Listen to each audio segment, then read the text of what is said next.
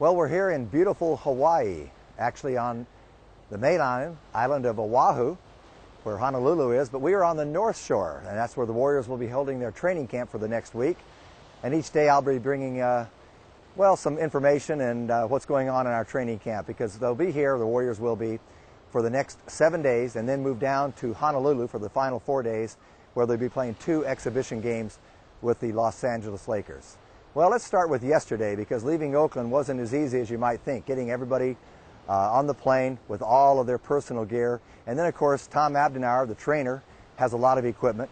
And Eric Hausen, who is our travel and our equipment manager, has an incredible amount of equipment to bring for all the players, all the gear, all the shoes, everything that they do wear, plus the other accessories that you need. Well, simply put, we couldn't get everything on the plane, so today another plane had to come in just with some of the gear. And Eric had to leave back 2 valuable possessions, his surfboards, because Eric is a big surfer. I'm not sure where he had time to surf because he works 24/7.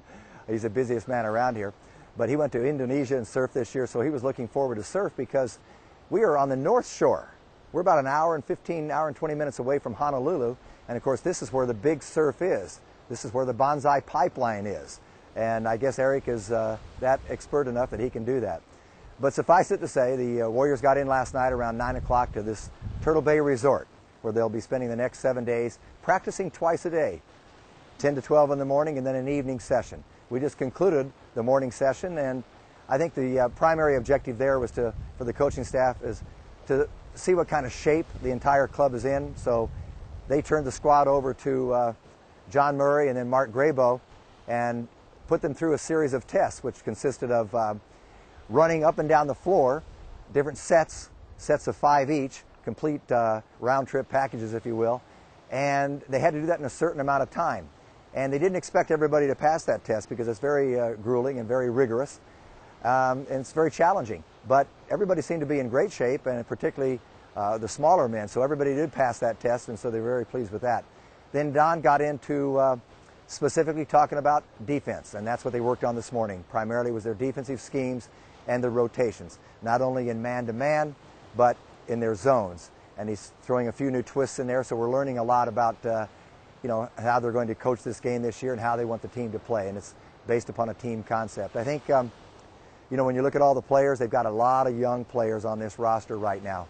Obviously, not everybody is going to make this team, but they're building upon last year's success, and you can just see the enthusiasm that was on the floor. And they've got 3 captains this year, Baron Davis, Steven Jackson, and Matt Barnes. And their leadership and influence was definitely felt today. There was a lot of good spirit among everybody. So specifically, we can't tell you what's going to happen next. I think tonight the practice will probably have a little bit of a scrimmage just to see how guys handle the basketball in kind of a game situation.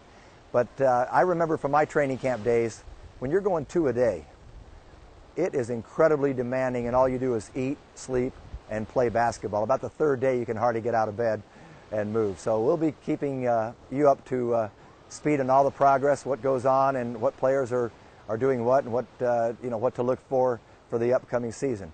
So I hope you enjoy the daily blog and stay with us.